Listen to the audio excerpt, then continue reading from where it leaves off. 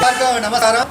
இன்னைக்கு வந்து பார்த்தீங்க அப்படின்னு சொன்னால் நவதானிய சாம்பார் 4 வகை காய்கறிகளுடன், அதுக்கப்புறம் வெண்டைக்காய் புளிக்குழம்பு, சிறுசின்னி ரசம், வெள்ளரிக்காய் கூட்டு, முளைக்கட்டை பயிர் வந்து பொரியல், சுட்ட மிளகு அப்பளம், மோர், இதெல்லாம் வந்து இதுக்குங்க மீல்ஸுக்கு. வெரைட்டி மீல்ஸ் பார்த்தீங்கன்னா தக்காளி சாதம், தயிர் சாதம், புளியோதரை, அப்புறம் சின்ன வெங்காய சாதம், கோவக்காய் சாதம், கருவேப்பிலை பொடி சாதம், பருப்பு பொடி சாதம், ராகி களி, இதெல்லாம் இருக்குது.